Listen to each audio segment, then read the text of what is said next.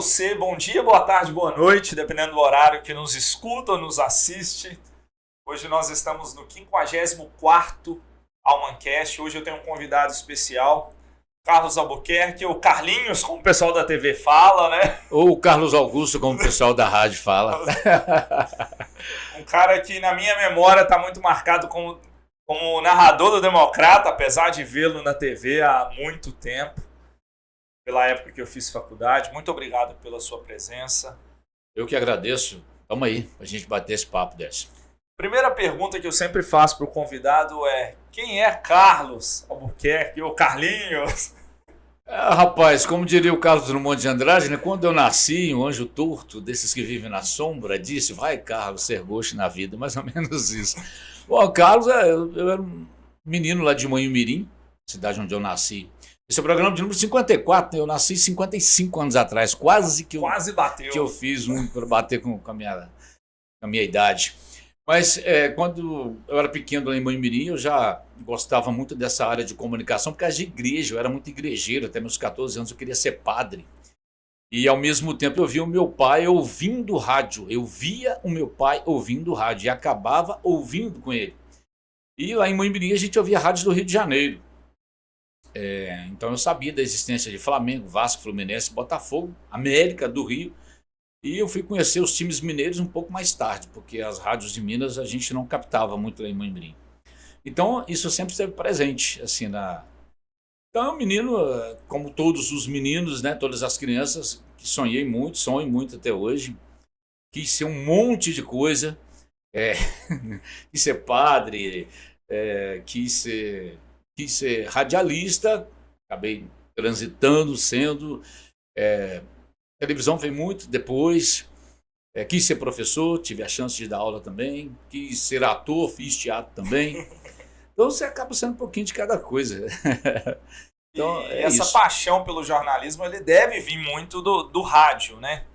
Por ter visto isso de moleque, ver Rádio Globo e todas essas rádios mais antigas. Vem, mas a referência mais remota que eu tenho disso, cara, como eu falei da igreja agora há pouco, eu fui entender anos mais tarde que eu ia à missa, por exemplo, lá em Manhumirim, não era somente pela missa em si, eu ia para ver um padre chamado Padre Otaviano. Eu achava que ele era um cara tão eloquente para poder falar, para se comunicar, ele era tão competente para comunicar o que ele queria comunicar, e é aquela história de você virar e falar assim: o dia que eu crescer, eu quero ser o padre Otaviano. Falar desse jeito. Então, mais tarde eu fui descobrir também que eu não queria ser padre, eu queria ser o padre Otaviano, eu queria ser um padre específico, com aquele jeito, com aquela comunicabilidade, aquele dom de falar, de se expressar. E ao mesmo tempo veio a história do rádio tudo junto, né? Aquilo vai criando aquela massa de ideias na sua cabeça. Né, os textos escritos, eu me lembro do Hélio Costa, repórter, que depois foi ministro, foi deputado, foi senador, se eu não me engano, foi candidato, depois ele transitou pela área da política. E eu me lembro que dentro da igreja ainda, eu lia os textos tentando imitar a entonação do Hélio Costa. E, paralelamente a isso, eu comecei no banheiro, na hora de tomar banho, colocava uma mão aqui, outra aqui, ou levava uma lata para dar eco. O banheiro já dava eco, né? Mas eu queria mais eco. e aí, imitando os narradores da Rádio Globo do Rio, que era Jorge Cury, Valdir Amaral, né? Não sei se você chegou a ouvir alguma coisa do Valdir Amaral, que ele dizia: vem desse o Flamengo, campeão do Brasil, pela ponta direita, a bola com Júnior, o capacete, entrega para Leandro, tinha apelido em todos os jogadores do Flamengo, né? Eu, como sou flamenguista, eu acompanhei muito. O Galinho de Quintino, Tita, o Coringão, o que brinca em todos, né? Então era um estilo todo peculiar e eu ficava tentando imitar esses caras. Acho que foi por aí que foi nascendo essa história. Aproveitando já esse gancho, eu acho que o futebol carioca ele conseguiu crescer muito de torcedor na década de 60, 70 por causa da rádio, né? Não tinha TV, não tinha nada. Como diz o diretor de futebol democrata Edivaldo Soares, sem dúvida nenhuma. O rádio,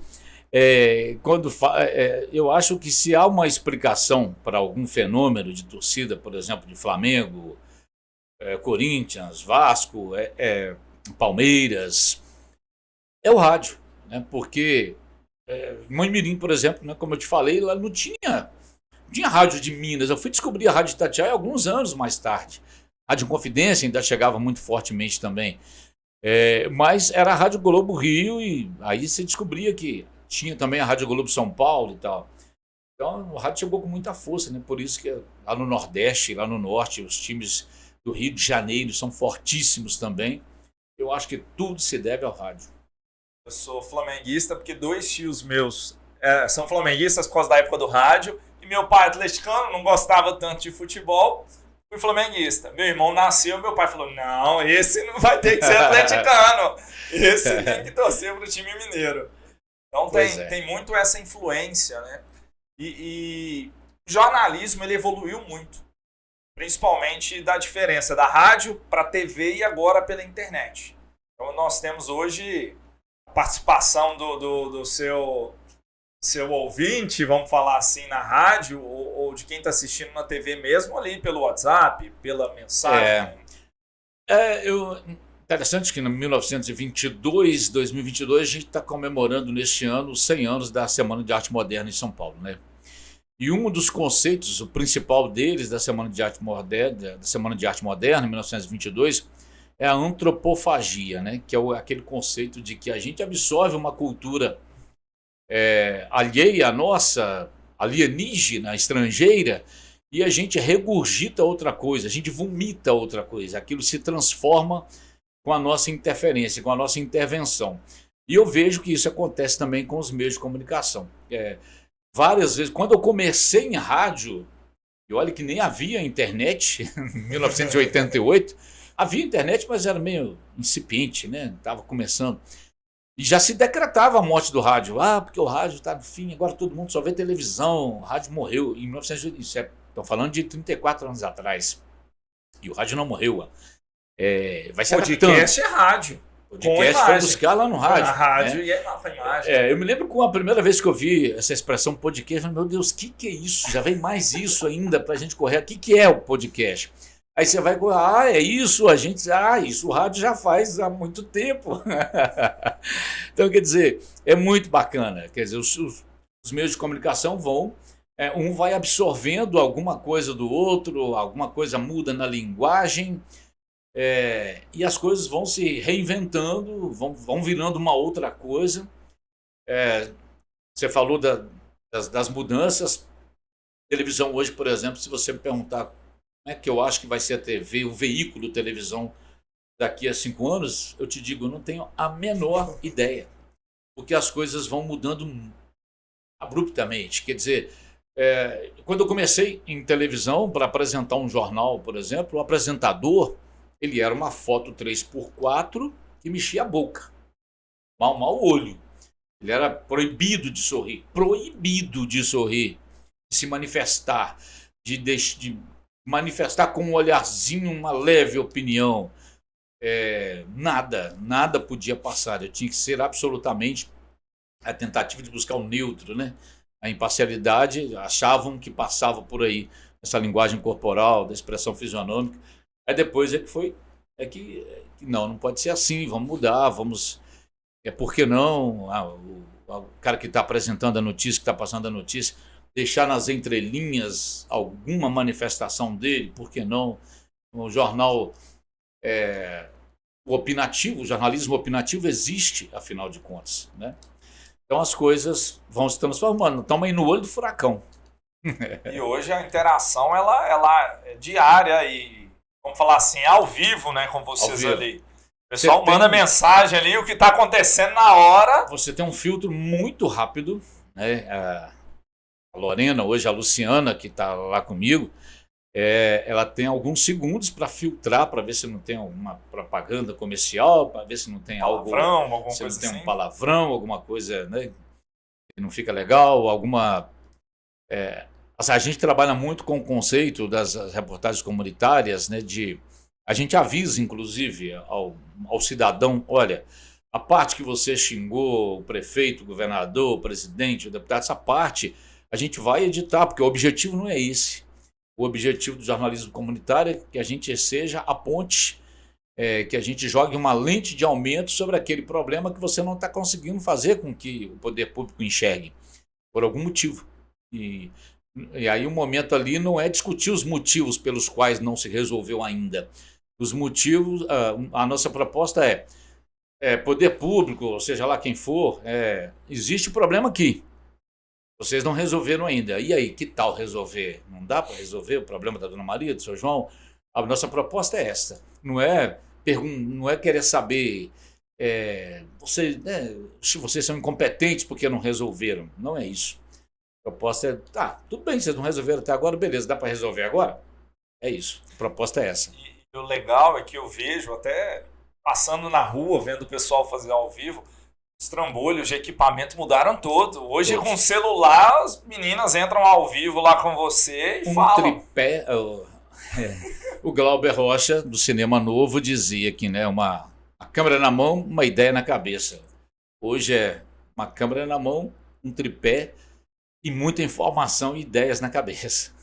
Você faz muita as meninas falando, entrada. A Ana lá, o pessoal entrando ao vivo. E antes a gente via, tinha que ter uma câmera, um grafista, ir para um lugar longe. Hoje não, qualquer hora, qualquer esquina, eles estão dando informação. Para você entrar ao vivo, você tinha que parar um carro, subir uma antena gigante. Aí você tinha que primeiro saber lá se a antena, se o sinal chegou lá na Ibituruna. Aí sim você ia fazer mais não sei o que, mexer lá nos botões para ver se ia dar para entrar ao vivo. Agora não. Agora realmente isso aí, a tecnologia facilitou muito. Facilitou, mas ao mesmo tempo ela faz com que você se cobre mais, né? Puxa vida, por que a gente poderia ter entrado e não conseguiu entrar? Quer dizer, tem isso também. Ela te deixa na mão também. A mesma tecnologia que salva a sua vida, entre aspas, né? No jornalismo, no ao vivo, ela te deixa na mão de vez em quando. Aí isso faz parte. Claro, tem como fazer. E o time dos repórteres é interessante porque ele conversa com você, escuta, mas a imagem demora a aparecer. Então eles 2 ou 3 segundos ter o delay ali de delay. E conseguir trabalhar isso na cabeça. Não é simples, não. Exatamente. Então são todos esses desafios aí que a gente encontra. Senão fica igual aquela menina do sanduíche xixi, né? Fica repetindo e aí complica toda a história. Esse aí é o tal do delay, né? A entrevistada estava com um ponto, ela não estava acostumada com aquilo e você já deve ter reparado em várias entradas ao vivo de repórter, seja aqui ou fora de Valadares, em algum momento o repórter às vezes ele tira o ponto, ele fala, é melhor ficar sem ouvir, porque tá tendo ishi no ouvido dele e ele não quer correr o risco, então ele prefere tirar. Mesmo correndo o risco de estourar o tempo, né? É perigoso. E a vida, vamos falar assim, na TV com notícias? Vocês programam o jornal, mas tem notícia que acontece na hora e acaba mudando todo o seu esquema, vamos falar assim. É nessa hora que entra a tecnologia atual, né, do celular, por exemplo. Isso tem acontecido cada vez mais vezes, cada vez mais tem acontecido isso. Algo relevante que você precisa remeter a ele durante o jornal. 1h15 de jornal, no tempo normal. Durante a Copa tá uma loucura. Durante a Copa tá montanha-russa. Tem jogo de manhã, não tem? Tem jogo de manhã, tem dia que o jornal tem 25 minutos, tem dia que são 30 minutos. Normal é 1h15. E aí você tem que ter essa agilidade e nós estamos nos adaptando ainda, mas já meio que adaptados. Todo mundo já está ligado. Manda fulano. Cadê fulano? Tá onde? Pega o celular, vai para lá. É assim, então uma adrenalina a mais, mas muito legal. Assim, isso eu acho que nos dá uma sobrevida, dá mais tensão, mas é gostoso, ficou legal de fazer. E essa cobertura, vamos aproveitar desse ano que a gente pegou, essa cobertura política dessa eleição, que foi diferente, eu acho que de tudo que a gente já teve, foi abertamente polarizada. Foi, Eu voltaria um pouquinho, alguns meses, né? Voltaria a 2 anos, porque a eleição foi precedida da pandemia. Né? Que inclusive está aí ainda, né? Não está totalmente... A gente não conseguiu fechar essa pandemia, bateu o martelo, acabou a pandemia, né? Mas a pandemia já foi para a gente, está sendo um grande aprendizado, porque a gente estava diante de algo. A própria palavra em si não era muito usual, né? Pandemia, a gente teve que recorrer. Covid, nos primeiros dias a gente não sabia se era substantivo feminino ou masculino. A gente, peraí, deixa eu ouvir um médico falar, você vai falar o Covid ou a Covid. Até a gente entender que era o coronavírus e a Covid. Então, o aprendizado já começa aí pela linguagem. Como é que vamos falar disso? Como é que vamos falar disso sem bobagens, sem falar, sem dar com os burros na água, sem entrar em questões que sair do campo do misticismo? Como é que a gente vai ter acesso ao que a ciência diz o mais rapidamente? E aí eu falo com orgulho, a imprensa do mundo, né, de modo geral, fez a opção óbvia, mas o óbvio precisa ser dito, pela ciência. Ainda bem, né? Porque se fosse diferente disso, a gente estaria perdido. De achismo, né? A gente já tem demais. A gente estaria perdido. Então, ouvir os médicos, mesmo que entre os próprios médicos pudesse haver uma divergência ou outra de opinião em dado momento, mas a opinião da medicina, do modo geral, ela praticamente convergiu, né, em relação a isso. É óbvio que há opiniões dissidentes, sim, de alguma coisinha ou outra, uma questão ou outra sempre é levantada. Isso é bom também, né? Como diria Nelson Rodrigues, toda unanimidade é burra, mas eu me orgulho disso, de ter participado disso, indo atrás dos números. No nosso caso aqui, sempre com a orientação interna de não fazer alarde desnecessário, não aterrorizar ninguém, mas também não deixar de alertar, né? Aí, quando veio a vacinação, do mesmo jeito, sempre a opção. E aí, por que eu volto na pandemia? Da sua pergunta da cobertura política, porque já havia um ingrediente político aí, porque a gente começou a ser questionado nas ruas, né? Já cheguei a ouvir na padaria de uma pessoa falando, mesmo a gente tendo essa consciência de que a gente optava por não fazer terrorismo, que a gente optava pela ciência, eu cheguei a ouvir de pessoas falando assim, por que vocês estão fazendo tanto terrorismo com a Covid, sabe? E você tem que pensar 10 vezes, falar, olha, não é isso, minha senhora, a senhora acha mesmo? Porque vocês estão inventando aqueles números todos de mortos. Eu falei, mas a senhora acha mesmo? Aí eu acabei criando uma resposta pronta na minha cabeça, né? Para continuar. Foram pouquíssimas vezes, mas surgiu, mas foi mais de uma vez, das pessoas nos questionarem sobre isso. Eu virar e falar assim, olha, minha senhora, a senhora acha que eu saio de casa todo dia de manhã, 6 horas da manhã? Eu tenho uma filha, eu tenho mãe viva, eu tenho tios, eu tenho irmãos. A senhora acha que eu saio de casa de manhãzinha para trabalhar, pensando assim no caminho, hoje eu vou inventar uns números, hoje eu vou... A senhora acha mesmo que um profissional da imprensa, ele faz isso? A senhora acha mesmo? Aí ficou, mas vocês estão aterrorizando todo mundo, ninguém vai morrer com isso não. Eu espero que a senhora esteja certa. Então a gente tem que fazer essa escolha. Na política, por nós estarmos numa emissora regional, na campanha política presidencial, eu não me senti tão afetado. Não me senti... assim, nas mesas de bar, a gente conversa, né? Às vezes a conversa fica um pouco mais tensa, vamos dizer assim, o papo fica mais exacerbado, mas aí você sabe a hora de ir embora para casa, a hora de saída, Leão da Montanha, né? Da saída francesa e tal. Mas de modo geral, cara, eu diria para você que aqui em Governador Valadares, para nós, foi relativamente tranquila. Sim, a gente recebeu mensagens mais pro lado do hater, sim, recebemos, mas foi muito pouco, diante de um universo assim de, sei o que, você nem se chega a 1% das mensagens que a gente recebe, eu acho que menos do que isso, 0, alguma coisa. Sempre tem um questionamento ou outro, às vezes sempre a mesma pessoa, Às vezes a mesma pessoa que xingou a rede onde eu trabalho procura a nossa emissora afiliada para divulgar o evento dele, né? É uma coisa meio contraditória. Você fala, peraí, mas lá na rede social você xingou a rede de lixo, mas a minha emissora está na rede que você xingou, e aí? Ah, não, mas a própria pessoa parece ter criado. Não, aqui é diferente, é a emissora regional lá. Então a gente detectou isso também. Acho que daqui a alguns anos a gente vai poder fazer vários estudos, teses de mestrado, de doutorado a respeito da comunicação nesses dois eventos, na pandemia, que é algo que dá muito, mas muito estudo, e durante a campanha política. E a política está aí, né? Não. E a pandemia, por exemplo, dava para ver o jornalista entrevistando com máscara, sem máscara. Não, hoje tem que ter. Não, não tem que ter. Tá liberado, não tá liberado. Como era uma coisa nova, né? No princípio você ouvia médicos falando para não usar máscara. Depois, não, vem cá, mudou, tal, né? Mas isso é normal, né?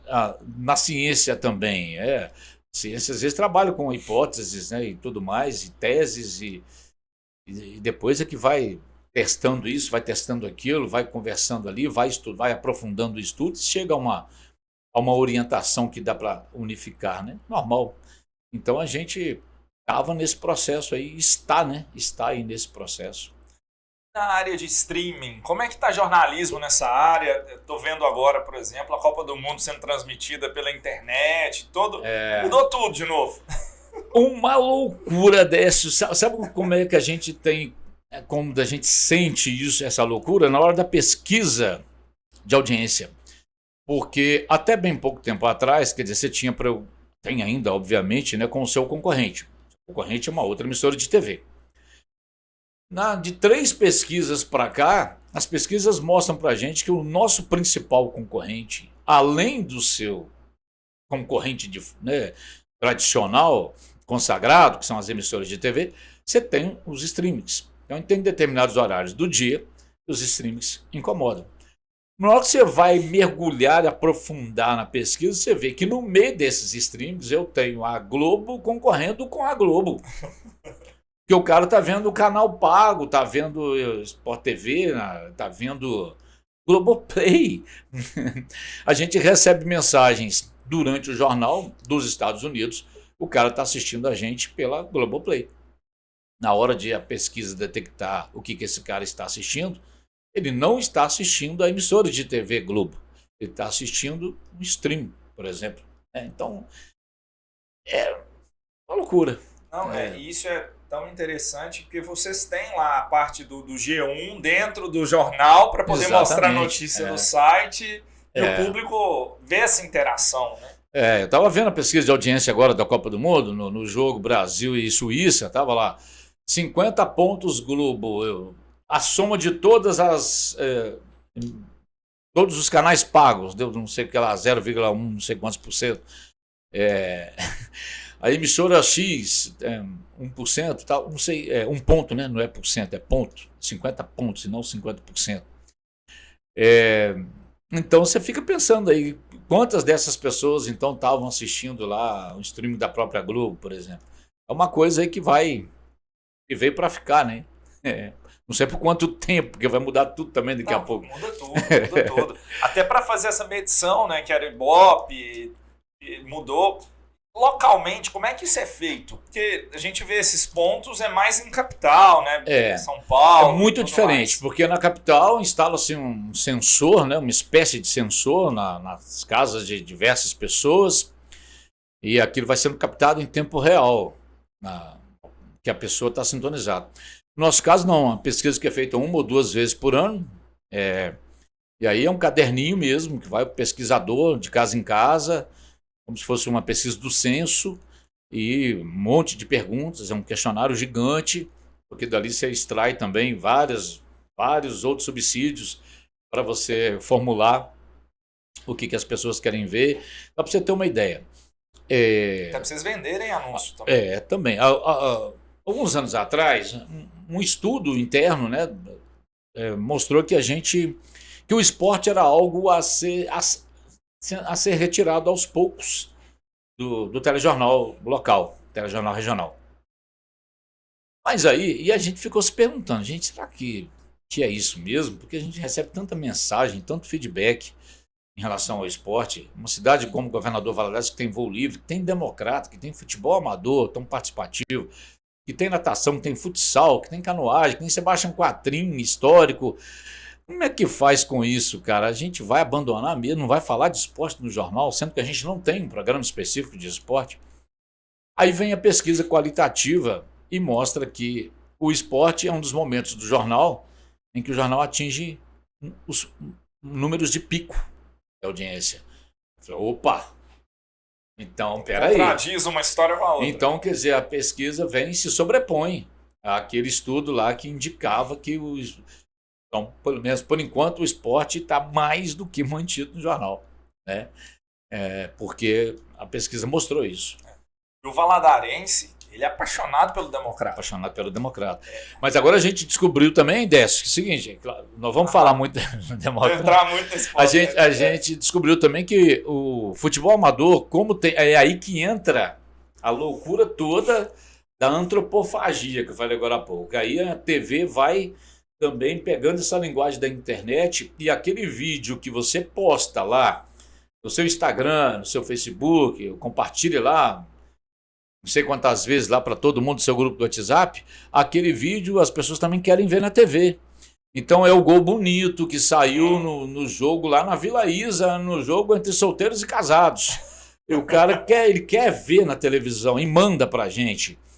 E depois ele compartilha, depois volta para as redes sociais. Cara, é muito louco. Mostrando que apareceu na TV. Ele foi lá, postou primeiro na rede social, mandou para a gente colocou no ar, ele gravou em casa e compartilhou de novo nas redes sociais. Cara, é muito doido isso. É muito legal. Quer dizer, o vídeo, que talvez fosse ter uma duração muito mais efêmera, ele vai ficar... A duração dele vai ficar lá em looping. É muito legal isso, cara. E você falou algo interessante do futebol amador.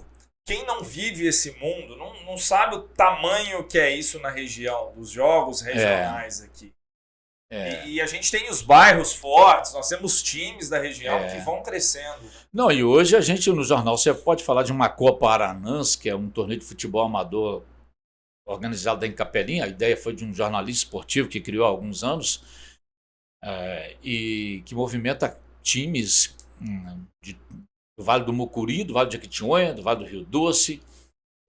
Você tem os campeonatos da Aço Leste, você tem os campeonatos amadores de Governador Valadares, os campeonatos amadores de Itaiumi, campeonato amador de Patinga, e todo mundo, tem a Flotone, e você vai trazendo um público que de repente é órfão do rádio. O cara no rádio tinha um programa que falava do time amador dele, que ia jogar, que ia se encontrar na esquina tal para pegar o ônibus para ir para zona rural. Então você vai trazendo isso de volta e é uma coisa que a gente tá sentindo esse prazer agora, assim, esse gostinho, porque tá muito bom. Rapaz, eu não tava vendo televisão mais, mas agora vocês começaram a falar do futebol amador e não sei o quê. Aí o cara manda foto do time lá. É muito legal, cara, isso é bacana demais. E o Democrata não precisa nem falar, né? O Democrata, e vale para o Ipatinga, vale para o América de Teoflotone, são times da nossa área de cobertura também, social, lá de Coronel Fabriciano. Mas o Democrata tem uma força pujante demais, assim, o torcedor do Democrata, ele é muito apaixonado, né? E de vez em quando você é cobrado no supermercado. Você não fala Democrata, não? Rapaz, vamos sim, cara, vamos sim. É porque o time tá parado. Não, mas vocês têm que falar lá, ué, tem que cobrar, tem que mostrar. O campeonato vai começar já em janeiro, cadê o treinador, cadê os jogadores, né? Aliás, Edvaldo, cadê? O pessoal tá cobrando já aqui, inclusive. Deve cobrar aqui nos comentários daqui a pouco. Claro, ano que vem é um calendário cheio, né? Paulo César Chardong, né? É o técnico que está contratado. Paulo César Chardong deve ser o técnico mais longevo do futebol brasileiro ultimamente, porque ele não saiu do Democrata, ele foi ali passear, treinou no Nacional de Muriaé, treinou o Aimorés de Ubá, treinou... Foi o que subiu, né, da série A2, jogou na série A1, Aliás, é módulo, né? Em Minas chamamos de módulo 2, né? Que é a antiga. A segunda divisão é a terceira, né? A Federação Mineira fez uma bagunça na nossa cabeça. Mas é assim, módulo 1 é a antiga primeira divisão, módulo 2 é a antiga segunda divisão e a segunda divisão é a antiga terceira divisão. A gente até brinca no jornal, né? A gente vai falar olha, o time tal tá na segunda divisão, não espalha, mas é a terceira. A federação chama de segunda, mas não espalha não, mas é a terceira divisão. Não sei para que isso, né? Como se fosse demérito, né? Porque no primeiro e segundo é tão mais simples, né? Primeiro, mas tá lá. Já há algum tempo já, que é módulo 1, módulo 2 e segundona. O Democrata conseguiu, né? Tá na Série D. Tá na Série D, tá na Copa do Brasil. Permaneceu no módulo 1 do Mineiro. Que mudou, agora é grupo, né? Vai ser um formato um regulamento diferente, né? Porque são os mesmos, são 12 times. Mas a federação quis diminuir o número de datas. Então, o que fizeram? Antes eram 11 rodadas. Só o jogo de ida, não tinha jogo de volta. Agora são 8 rodadas na primeira fase. Então, o Democrata, por exemplo, está no grupo do Cruzeiro, Ipatinga e Tombense. Mas o Democrata não enfrenta o Cruzeiro, nem Ipatinga e nem Tombense na primeira fase. Ele vai jogar contra os outros 8, os outros 2 grupos. Para ver quem vai para a semifinal. Foi bom tirar o Tombense, né? Porque o Tombense está na Série B aí, tá com um time bom, arrumadinho. Foi vencido pelo Democrata, o que só valorizou o troféu em Confidência. Pô, o Democrata venceu um time da Série B, puxa vida, que sobreviveu, e se não tivesse empatado tanto em casa, teria o Vasco que se cuidasse mais lá. O Vasco que foi. Teve um momento que chegou ali próximo, estava muito perto, né? O Tombense empatou demais em casa. Eu fiz um jogo do Tombense ainda no finzinho do primeiro turno, se eu não me engano, lá em Muriaé. Eu fiz da transmissão da Sport TV. Que o time já tinha 8 empates naquele dia. 8 empates dentro de casa. Empatou demais, coitado do Tombense. Mas o fato é que é muito legal o Tombense ter sobrevivido. Muito legal o Pouso Alegre ter subido para a Série C. Porque... dá mais uma vaga, né? Mas assim, e joga uma pressão que é até certo ponto muito positiva para cima da diretoria do Democrata. Porque o torcedor do Democrata pensa o seguinte. Se o Tombense, que é uma cidade de 5 mil, 6 mil habitantes, na zona da Mato Grosso, tudo bem, que é um time de empresários, que escolheu o sossego de Tombos para trabalhar, beleza, tudo bem, né? Mas se o Tombense pode, se o Pouso Alegre pode, Pouso Alegre que um dia desse estava no módulo 2 do Campeonato Mineiro, pode, por que o Democrata não pode? O Atlético também está ensaiando aí se manter durante muito tempo na primeira divisão do Mineiro e querendo galgar os mesmos degraus de Tombense, de Pouso Alegre, querendo se firmar. Isso é espetacular para o futebol mineiro, mas exige mais de outros times, exige mais de um Democrata, por exemplo, né? O Ipatinga agora trouxe o Edilson Capetinha para poder trabalhar lá na parte administrativa, diretoria lá. Não sei direito qual vai ser a função do Edilson, mas é o Edilson. Tem nome, tem história. Você vai olhar para o Ipatinga vai chegar para viajar, quem desce do ônibus? O Edilson. Assim como o Democrata vai viajar, hoje ele não tem viajado mais, né? Não está mais, né? Não. Mas o Darcy, imagina, Darcy Menezes, cara, campeão da Libertadores, é o cara que descia aí nesses anos todos aí. Primeiro descer do ônibus, Darcy Menezes. O cara do hotel já fala, puxa vida, isso é o Darcy Menezes, cara, campeão da Libertadores pelo Cruzeiro, ele tá no Democrata. Cara, isso tem uma importância, isso tem um valor que não tem preço. Eu diria que não tem preço mesmo, né? É lugar comum, né? Essa expressão não tem preço, mas, cara, é um negócio muito bacana. Nós da região valorizamos pouco esses profissionais, vamos falar assim, os jogadores históricos da região que foram. Falo do Darcy, falo do Gilmar, de outros tantos. Eu acho que não é um problema da nossa região, não. É aquela coisa do brasileiro mesmo. Nós temos um problema sério com a memória, né? Você vê aí, a gente acabou de perder Gal Costa, acabou de perder Erasmo Carlos, acabou de perder Rolando Boldrin. A internet vai contribuir, está contribuindo para que a nossa memória não seja tão curta mais, né? Hoje você vai lá e... puxa vida, né? Tá todo mundo lá, a obra tá toda lá, da Gal, do Erasmo, do Rolando Boldrin, parte dela. Isso nos consola, né? E eu acho que isso contribui para E ao mesmo tempo não, né? Porque, por exemplo, você não sabe mais o número de telefone de nenhum amigo seu. Não sabe não.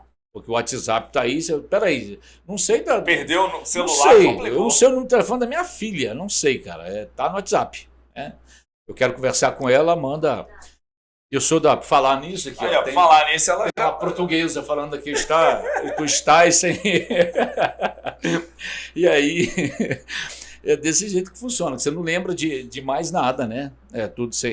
Eu ainda sou partidário do manda áudio, quero ver se tem saudade do seu tom de voz, né? Eu falo isso.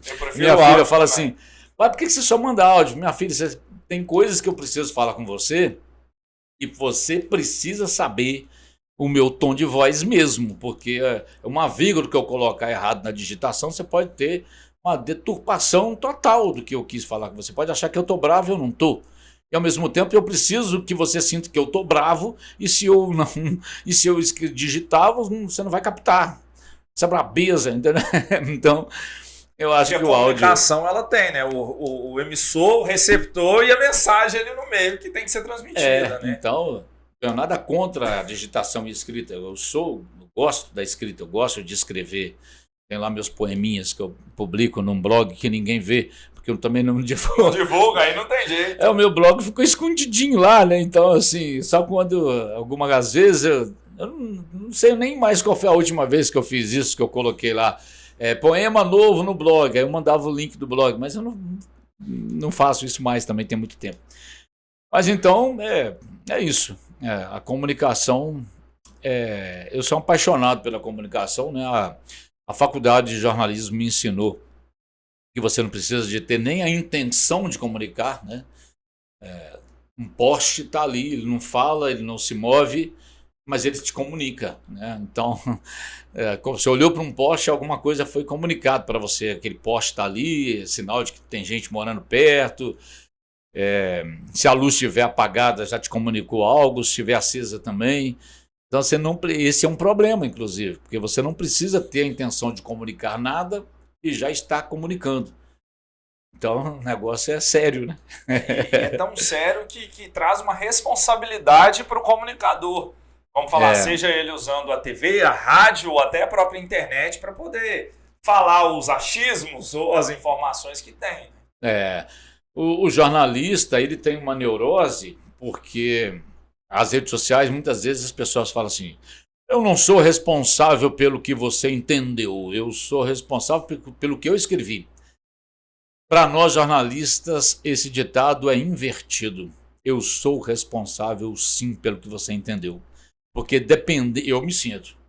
Porque dependendo do que você entendeu, cara, se foi mais de uma pessoa, cara, eu falhei na hora de dizer o que eu disse. E se você entendeu algo que eu achei que eu não disse, aí bagunçou tudo. Tem um ruído aí que eu posso ter sido responsável por esse ruído. Talvez não tenha sido intencional, normalmente não foi, mas demanda uma preocupação para mim, como comunicador, né? Isso aí tem que tirar o som dos comunicadores. Se não tirar, tem alguma coisa errada. Complica. Vou entrar numa área que aí eu gosto, que é a sua área de narração esportiva. Como é que surgiu isso? Surgiu no banheiro, né? Lá em Moimirim, na rua 15 de novembro, número 305, né? Numa casinha debaixo de uma mata. Morávamos 7 pessoas em 3 cômodos. e rapaz, era lá que eu ia narrar meus jogos dentro do banheiro, tentando imitar Jorge Cury e Valdir Amaral. Depois eu cheguei a imitar José Carlos Araújo. E isso passou a ser uma obsessão. Falando, nossa, eu tenho que narrar um jogo, eu tenho que narrar futebol. E aí lá em Moimirim, cara, antes de eu mudar para Governador Valadares ainda, eu tinha meus 17, 16 anos, eu mexia com um time de futebol chamado Meca Júnior. E lá em Moimirim tinha um cara chamado Renato Pezão, que ele também tinha o time dele, e um dia eu vi o Renato na beira do campo, lá em Moimirim, um campo sem grama, um campo de terra, Campo dos Padres. E ele com um gravador, cara, e narrando o jogo do time dele.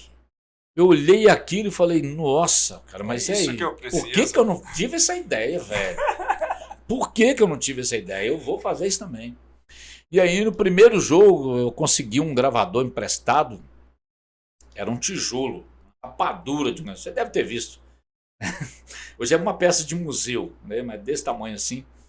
Aquela fitazinha que de vez em quando embolava, você tinha que pegar a caneta e girar, porque a fita embolava, você tinha que desembolar. Não, ficava uau, uau, né? Era muito legal. Eu sou saudosista disso, cara. E aí você ia para a beira do campo, pegava as escalações e começava a transmitir. Eu fiz isso, depois a gente colocava numa caixinha de som. Eu me lembro que o Meca Júnior foi campeão na zona rural. A gente fazia loucura, cara. Você colocava num caminhão, não tinha ainda o código de trânsito brasileiro. Você colocava 40 pessoas numa carroceria de um caminhão, cara, subindo um morro, estrada de terra. Não aconteceu uma tragédia porque Deus não quis. E crianças, meninos de 5, 6 anos lá no meio, que ia para torcer, para acompanhar. Meu Deus do céu. Quando eu olho, dá nervoso de lembrar daquela imagem do caminhão subindo o morro, aquele monte de gente lá atrás. Se perdesse o freio, nossa senhora. Felizmente não aconteceu nenhuma tragédia. E você chegava, depois o time era campeão, você colocava a fita na caixinha de som e todo mundo ia ouvir o jogo, a minha narração. Então aquilo para mim, cara, eu ficava emocionado naquele momento. Na hora do jogo, não, mas na hora que estava todo mundo comemorando e vibrando de novo com os gols, falando, nossa, é isso que eu tenho que fazer, é isso que eu quero fazer. E eu vim para Valadares como funcionário do Banco do Brasil, que era o meu ganha-pão, né? E aí, eu vim para cá em 1986, então essa ideia ficou adormecida. Eu passava em frente à Rádio Bituruna, via a placa, a Rádio Bituruna, eu pensava, subo ou não subo, vou ou não vou? Ah, não. E aí, em 1988, o Democrata estava na segunda divisão, ele tinha sido rebaixado em 1987, estava na segunda divisão e tinha feito 2 jogos, um dentro de casa e outro fora, e nenhuma rádio estava transmitindo, porque a rádio que ia transmitir na época, que era a Rádio Bituruna, estava com o Zé Dinô, que era o narrador, ele estava internado. Infelizmente, ele entrou para essa internação e não saiu mais vivo dessa internação, estava em fase terminal, de câncer, né, de uma doença. Eu não conheci pessoalmente o Zé Dinô, fui conhecer só depois gravado. E aí a Rádio Bituruna colocou um anúncio no ar. Precisa de narrador esportivo, de narrador de futebol. E aí eu estava um belo dia lá no banco com essa coisa de no intervalo eu brincar de imitar o José Carlos Araújo, sou eu, bola para a direita. Aí de tanto fazer isso, um dia um Nilcinho virou para mim e falou assim, o Nilcinho, que era meu colega de banco, falou comigo, Carlos, por que você não vai lá na Rádio Bituruna? Eles estão procurando um narrador de futebol. Eu falei, você tá louco? Eu falei, eu vou. Fui. Chegou lá, eles combinaram comigo, né, de fazer um teste comigo no Democrata, no treino. Eu fui no treino, mas o saudoso Beto Teixeira, que depois viria a ser meu colega de trabalho, o Beto não foi. Tinha combinado de ir, o Beto não foi. Aí eu falei assim, quer saber? Não mexer com isso não. Ninguém vai vir... Aí dá bola para isso não. Só que no fim de semana seguinte, eu tinha que ir a Mãe-Mirim. E chegando a Mãe-Mirim, tinha um jogo lá que era Santo Antônio e Aliança. Não esqueço nunca. Dois times de futebol amador de Mãe-Mirim. Peguei minha rapadura, o gravador. Fui para a beira de campo. Chamei o meu afilhado de Crisma, que era o Ronald, para ser meu repórter de campo. E... Era completo, o time completo. E eu imitava o comentarista, né? Como não tinha comentário, eu mesmo comentava. E aí, peguei a fita, gravei. Trouxe para cá, ficou de 2-2 o jogo lá, não tinha gol para mostrar também. Trouxe para cá, entreguei para o senhor José Luiz Barbosa, que era o diretor. José Luiz, eu fui lá no Democrata, vocês não quiseram, vocês não foram, vocês me deram o bolo, mas eu gravei também, ministro. Se servir para alguma coisa, só me liga. Aí, beleza, isso era uma segunda-feira. Foi na quarta-feira, o Jairo Taborda me ligou. Ô Carlos, vamos fazer o jogo domingo? Falei, vamos. Aí a gente foi fazer o jogo aqui, Democrata e Aimorés Jubá. 2-2, ficou o jogo de 2-2. O Silvio era goleiro do Democrata, isso era 1988, segunda divisão. E aí acabou o jogo, né? Eu transmiti o jogo. Na segunda-feira eu fui lá na Rádio Bituruna para saber como é que foi. O Zé Luiz Barbosa me chamou na sala dele e falou assim, olha, o pessoal gostou da sua narração, mas só tem uma coisa. Carlos Albuquerque não dá. É muito elitizado, não dá. Qual que é? Você tem um outro sobrenome, meu filho? Ele tinha um vozeirão grave. Você tem um outro sobrenome, meu filho? Seu Zé Luiz, tem Augusto. Bom, a partir de agora é Carlos Augusto. Falei, tá bom. Fechado, sem problema nenhum. E aí eu passei a ser Carlos Augusto, né? Esqueci o Albuquerque. Isso durante 11 anos, porque em 1999, quando eu fui ser repórter de TV, olha que coisa curiosa, bicho. Aí foi o contrário. O Hugo Alessi, que era meu diretor de jornalismo da TV, me chamou e falou: ó, a partir de manhã você vai ser repórter de rua, mas não vai ser Augusto, eu quero Albuquerque. Pai, nessa hora, quem manda na sua vida é o seu diretor. O diretor, o chefe. Tudo bem, para garantir meu emprego, o senhor quer Albuquerque? Expliquei, olha, eu sou Augusto há 11 anos no rádio, eu vou ficar sendo 2. Ele falou, aqui vai ser Albuquerque. Ah, então tá bom. Passei a ser 2, porque a minha vinheta no rádio era Carlos Augusto e na TV Albuquerque, Carlos Albuquerque. Até hoje, cara, às vezes no ônibus as pessoas me perguntam, vem cá, sua voz é muito parecida com o Carlos Augusto do rádio. Você é o mesmo. De vez em quando eu não desminto. Falei, é mesmo, já me falaram. Eu gosto de brincar com isso, né? E fiquei sendo 2, Carlos Augusto no rádio e Carlos Albuquerque na TV. Aos poucos, a maioria das pessoas descobriram que são a mesma pessoa, mas há pessoas que não descobriram. É impressionante. Não linkaram ainda. Não linkaram ainda, que o Carlos Augusto e o Carlos Albuquerque são a mesma pessoa.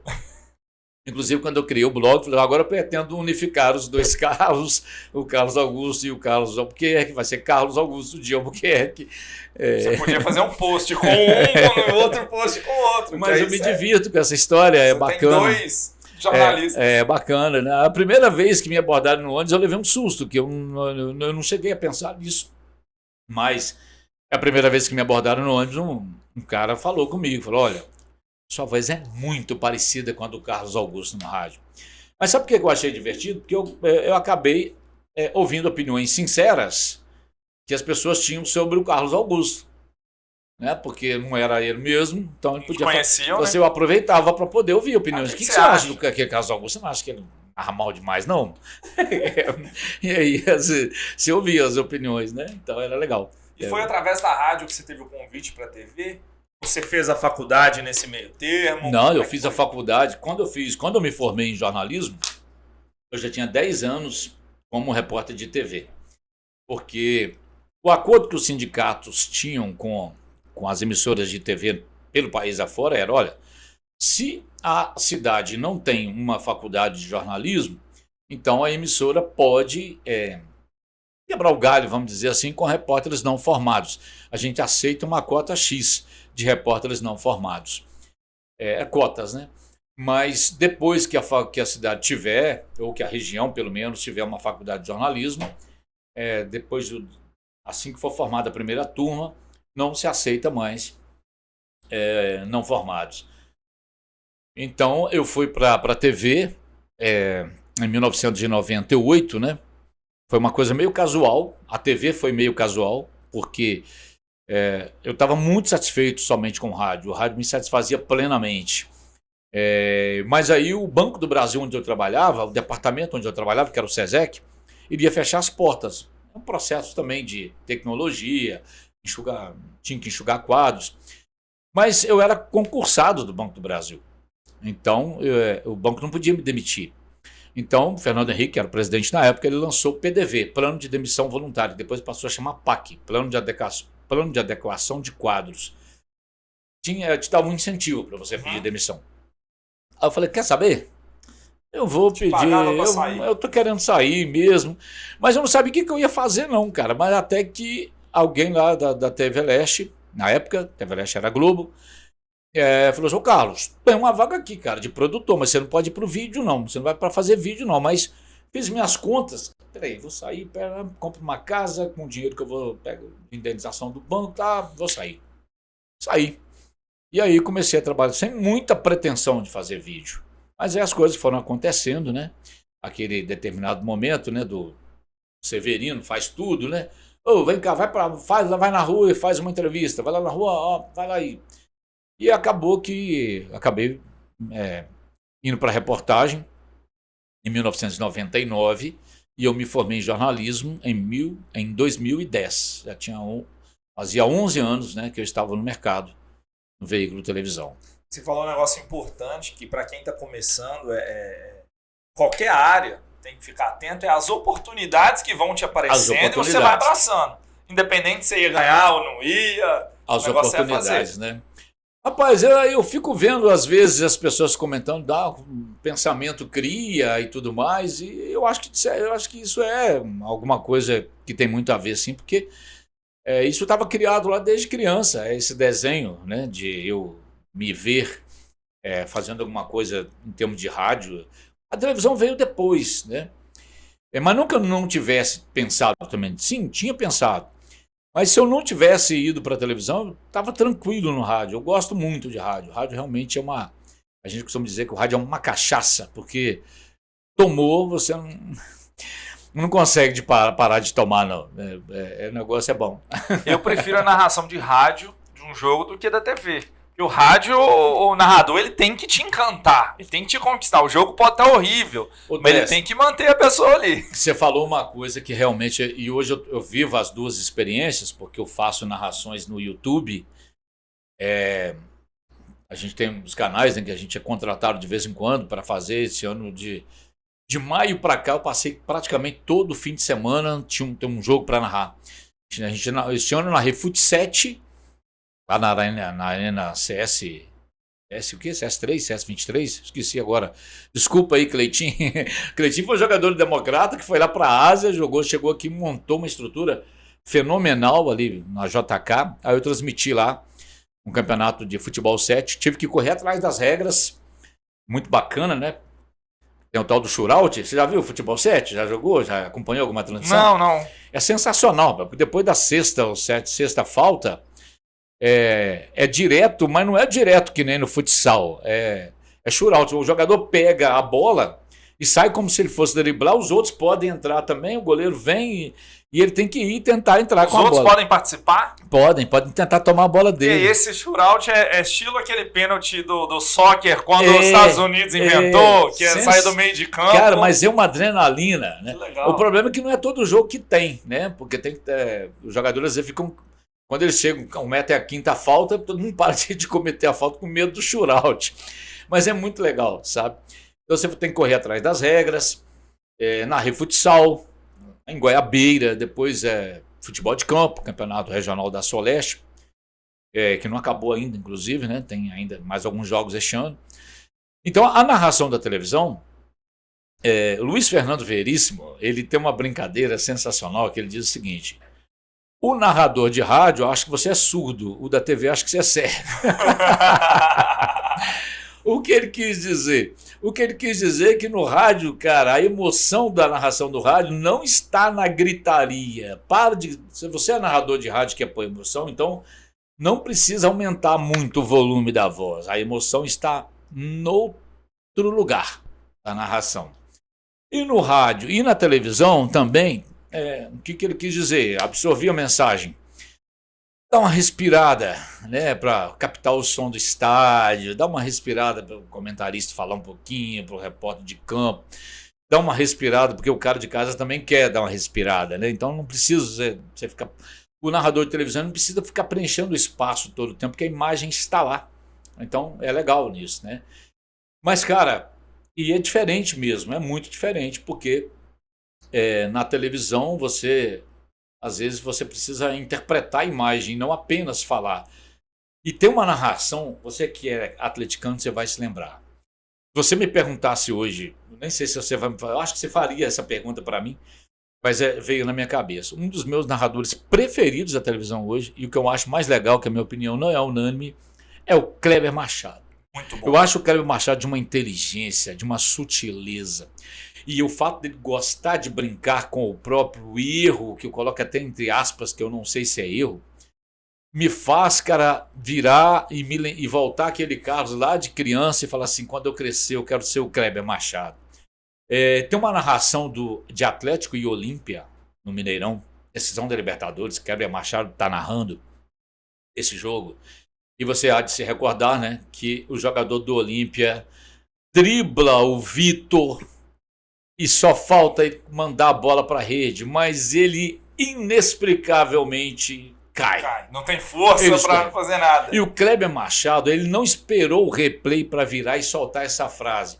O campo do Mineirão toma a bola do jogador do Olímpio. Cara, que coisa genial, que presença de espírito. Eu fico imaginando qual outro narrador ali no lugar do Kleber Machado iria falar essa frase. Ela ficou na memória, acho que de todo atleticano. E ali eu vi, rapaz, esse cara é bom, viu? Nesse momento ele falou, esse cara é bom, esse cara é bom. Porque para usar essa linguagem figurada aí, nesse momento, e de primeira, ele não esperou o replay para poder falar isso, achei sensacional, sabe? Então, eu acho que a narração da televisão tem que ir por aí. Brincar com a imagem, né? Mas o legal é que o narrador de televisão ele é mais difícil de ser unanimidade, o rádio não. Porque na televisão o cara tem telespectador que ele quer o cara que fique ali só mesmo se atenha ao jogo, a parte técnica do jogo. Ele não quer um narrador que põe emoção. O outro já quer um narrador que põe emoção. E agora a gente tem mulheres narrando. Eu ia te perguntar isso agora. Eu acho espetacular. E aí também eu sei que eu não sou unanimidade, porque tem muita gente xingando, inclusive com muito machismo nos comentários. Muitos conseguem fazer o comentário só pelo lado técnico, mas muitos vomitam o machismo em cima da Renata Silveira. Eu fiz um jogo com ela, Democrata e Atlético deste ano aqui em Governador Valadares. A narração do canal Premier, Sport TV, foi com a Renata Silveira. Eu e o André Guimarães estávamos na reportagem de pista, eu cobrindo o Atlético e o André Guimarães cobrindo o Democrata. E a Renatinha com o Paulo Nunes de comentarista. Cara, hoje eu tenho comentários todos os dias lá na TV. É uma narração que não agride o seu ouvido. Ela tranquila. E ela sabe comentar o jogo. Tecnicamente, falando dos nomes de todos os jogadores. Você vê que ela estudou o ponto para a prova. Né? Mesmo a Sérvia tendo o Zit lá no final. Cara, eu acho que ela está num caminho sensacional. Aos poucos ela vai quebrar. Ela e todas as outras que estão por aí. Sport TV tem outra narradora, se não me engano, ESPN também tem. ESPN tem duas lá, muito e elas vão quebrar essa resistência, vão quebrar. As mulheres já quebraram tantas. Não vão quebrar de narração de futebol em TV? Vai ser fichinha para elas. Né? Então, legal demais. Eu aplaudo de pé as mulheres como narradoras de futebol. Acho que tem que narrar sim. E o rádio, rapaz, você vai procurando diferenciais também, né? O narrador de rádio, ele se notabiliza pelos bordões. O Luiz Roberto, que também é um baita narrador, ele trouxe do rádio a coisa do bordão. Fé no pé! Sabe de quem? Né? Quer dizer, ele trouxe isso do rádio. Né? E o rádio eu ouvi, além de Jorge Cury e Valdir Amaral, ouvi um pouco de Vilibaldo Alves, em BH, né? Ouvi um pouco de Vili Gonzer, de Alberto Rodrigues, bastante. O Mário Henrique Caixa, os mineiros, né? Mas os meus dois narradores de rádio preferidos, um não narra mais desde o acidente de carro, que o colocou impossibilitado, né? Com a voz, que é o Osmar Santos, o pai da matéria, que tem aqueles bordões, Chiruído lá, fogo no boné do guarda, cara, isso é maravilhoso. A maioria dos bordões. Esse pro gol do Kleber Machado, quando o Kleber Machado narra pro gol, ele homenageia Osmar Santos. Pimba na então bateu pro gol, né? Pimba na gorduchinha. E o irmão dele, o Oscar Ulisses, que para mim, tecnicamente, é o melhor narrador de rádio, é o cara que eu... Toda vez que eu tô muito tempo sem ouvir uma narração de rádio, eu vou lá pro YouTube, procuro narrações do Oscar Ulisses de novo para rememorar. Eu gosto muito do ritmo que ele tem, tecnicamente perfeito, a emoção na dose certa, e eu gosto muito. E eu procurei no meu diferencial, falei, o que eu vou fazer? Porque o José Carlos Araújo tinha a resposta da vinheta dele, né? José Carlos Araújo sou eu, ou então voltei. E aí eu falei, tem que arranjar um negócio para eu falar, velho. Como é que eu vou fazer? Um dia, do nada, surgiu o presente, né? Que eu tinha um operador de áudio chamado Newton Araújo, na Mundo Melhor, e apresentando o programa, a minha vinheta agarrou, que ela estava com a fita aí, né? Carlos Augusto, aí demorava, o Nilton pôs de novo até sair perfeito o som Carlos Augusto. Aí eu do nada falei, presente, então, é como se eu quisesse dizer, até que enfim, né? O meu Deu presente certo. era até que... Aí depois em casa, rapaz, esse presente vai poder ser a minha resposta. as vinhetas. Toda vez que soltar a vinheta, eu vou soltar um presente. E ficou. Depois eu comecei a acrescentar frases da literatura brasileira portuguesa. Frase de Fernando Pessoa, frase do Caetano Veloso, frase do Oswaldo Montenegro, uma que eu gosto muito de usar. Presente, metade de mim é o que eu grito, outra metade é o silêncio. Isso é Oswaldo Montenegro. E daí que criaram, né, um ouvinte chamado Galileu Teixeira de Souza, que mora no bairro de Lourdes, aqui em Governador Valadares. Uma vez ele me ligou lá na Mundo Melhor e falou assim: você vai ser o poeta da narração esportiva. Então esse slogan foi criado por um ouvinte. Então eu falei, como é que eu vou recusar um slogan desse, gente? Não prontinho dá. Assim, né? Não dá. E aí ficou, né? Então tem muita gente na rua que eu estou passando me chama, ô poeta, você é o poeta da narração esportiva, né? Cara, olha a força do rádio, né? Então isso é maravilhoso. E aí eu saio de casa antes de uma transmissão, eu sempre dou uma passadinha nas frases, rememorar, deixa eu ver qual uma que eu não falo há muito tempo, né?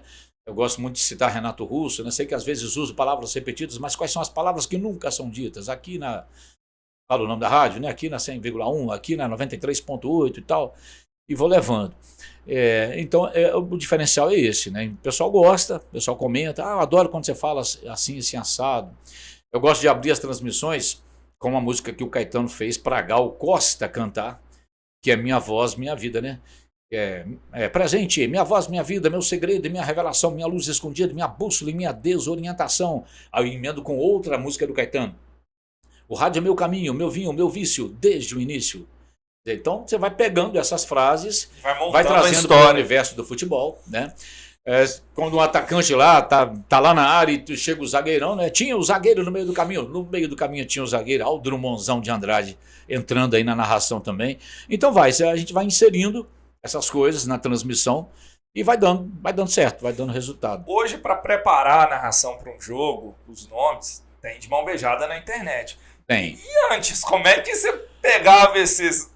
Você sabe que eu sinto falta disso, porque antes era raiz, né? Era o repórter, o narrador, que eram raízes mesmo. Valadares tem um excelente repórter de rádio que está em atividade, que é o Osmar Xavier. Trabalhei com ele desde a Rádio Bituruna, depois na Mundo Melhor, em Passon.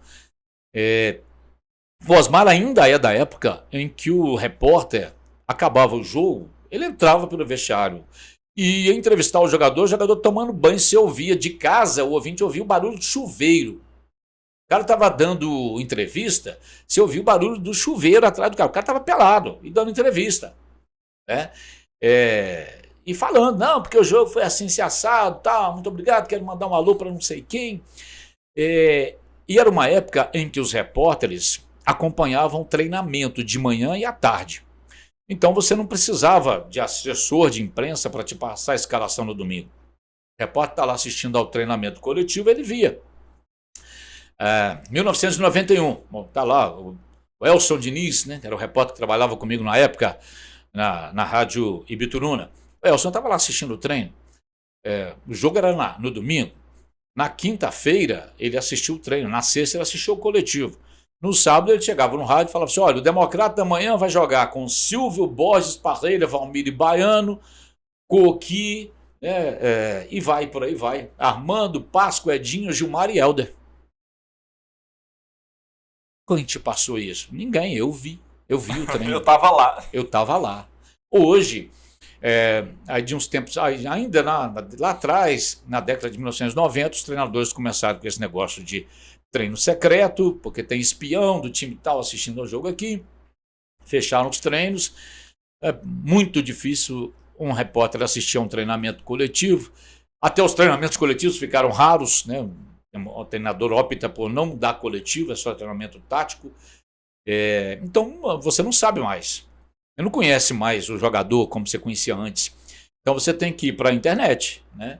Para saber onde é que o cara jogou, quantos anos ele tem, quanto de altura, ele é zagueiro, ele joga de quê, nasceu onde. A internet está aí para nos ajudar. Mas você não sabe mais aquilo que você poderia falar de cadeira. Esse cara que vai jogar, que vai entrar agora, ele é corredor, ele corre muito, tem muita velocidade, ele sabe cruzar, né? Você sabia tudo. As habilidades, características. O repórter sabia tudo porque ele viu. Ninguém passou para ele. Hoje, ele só vai descobrir, de repente, as características do cara vendo vídeo ou durante o jogo. Ele vai saber como é que o cara joga ali. Ele não vai ter mais essa informação de falar, não, eu vi o treino. O cara enchia o peito para falar, né? Não, eu vi, rapaz. Eu tava lá. Eu vi. Hoje não, é diferente. Hoje você fica lá esperando a assessoria de imprensa passar os números e tal, a numeração com os jogadores. Mudou, isso aí mudou. E quando é um time que você não conhece, você fica olhando, narrando, olhando o número, checando o nome. Você vai procurar as páginas antes do time, né, nas redes sociais, os sites, e ali é a numeração mesmo que vai te salvar. Mas algumas numerações complicam a vida do narrador. Tem camisa que é impossível você descobrir. Teve uma do Atlético agora, que a numeração amarela é do Atlético. Meu Deus, a numeração amarela mistura nas listras. Meu Deus nos acuda. Tem hora que é difícil, cara. Aí você fica louco. Aí você começa. O narrador tem uns truques, né? Que é um jogador.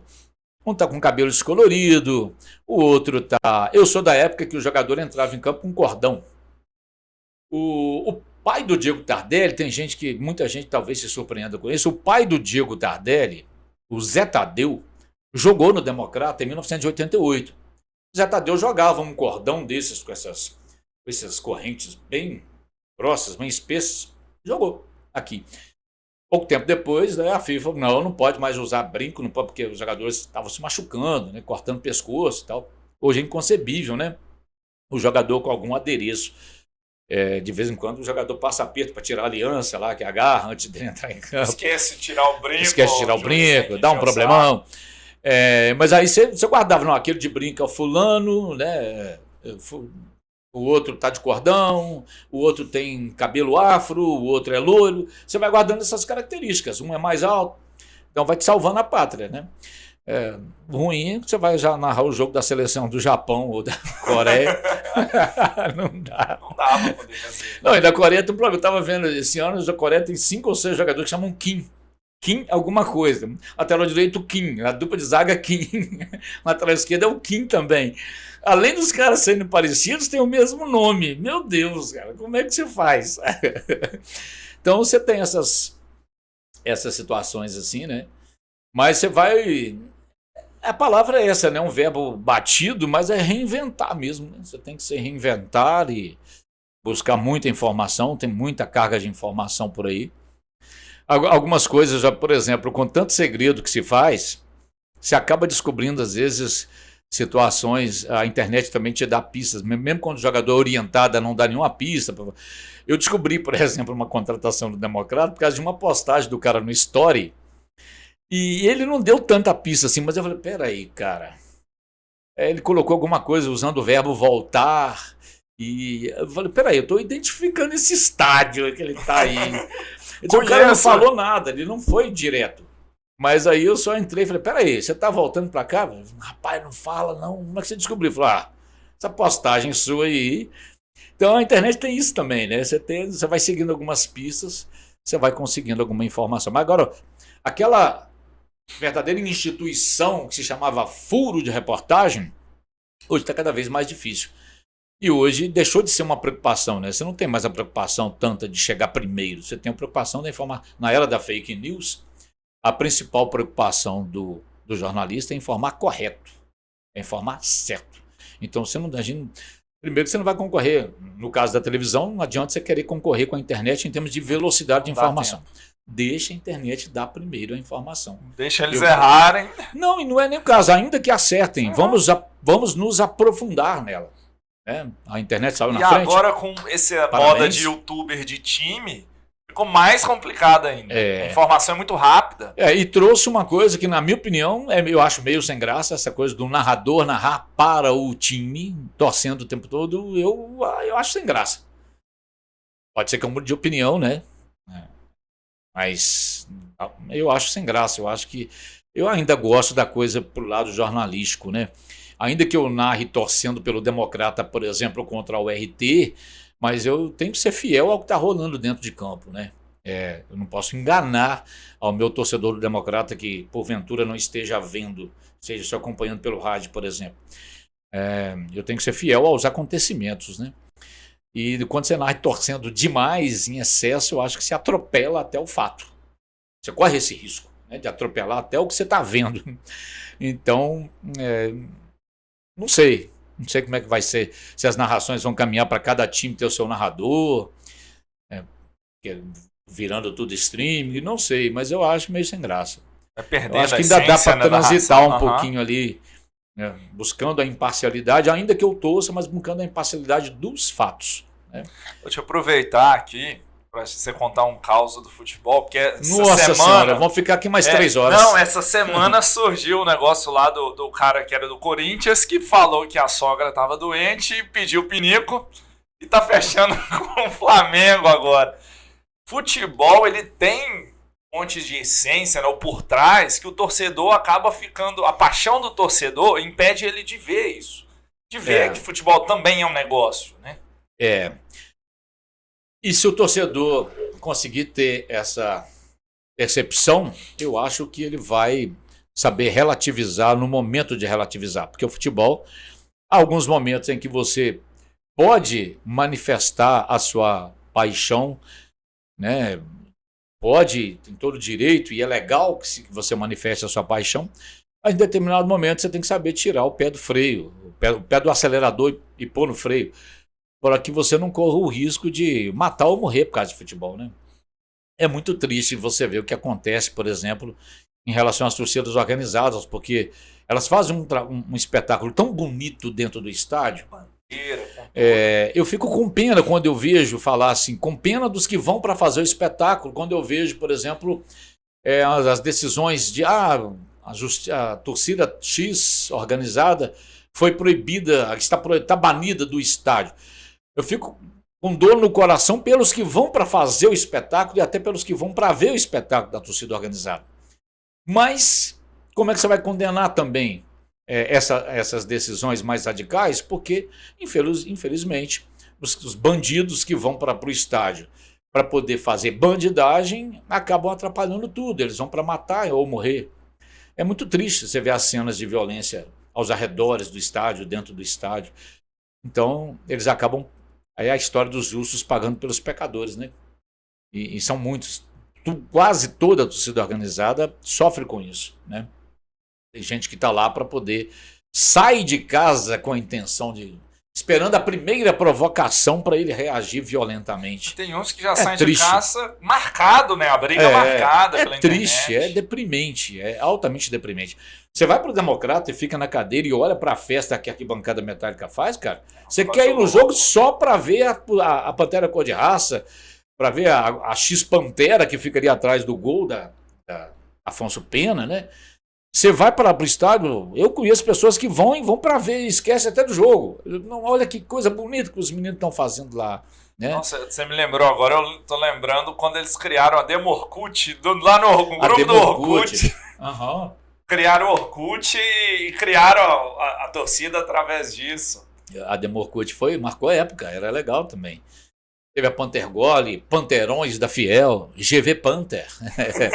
GV Panther, se eu não me engano, era do Eliarte, que era um artista, um desenhista que ficava ali na Praça dos Pioneiros, e ele conseguia captar a sua expressão fisionômica, ele fazia o seu retrato em poucos minutos. Grafite que ele usava, se eu não me engano, nanquim, eu acho, e te entregava a obra prontinha, né? Era a renda dele, era um artista sensacional. E ele criou, não sei se era GV Panther, as Panteras, alguma coisa assim. Eu sei que ele levava as Panteras para o estádio, as meninas, né? Estavam lá acompanhando a torcida feminina, era legal demais. Isso é muito bacana. Legal. E a Pantergole, e a Pantera Cor-de-Raça, já começa pelo nome, né? Que foi o Tim Filho, o jornalista que criou o nome. E a torcida surgiu em 1988, quando o Democrata em plena segunda divisão. Estavam lá o empresário Edmilson Rodrigues, o Renan, que é um mecânico, o Nego, né? Que era um torcedor, acho que era mecânico também, o Nego, e o Tim.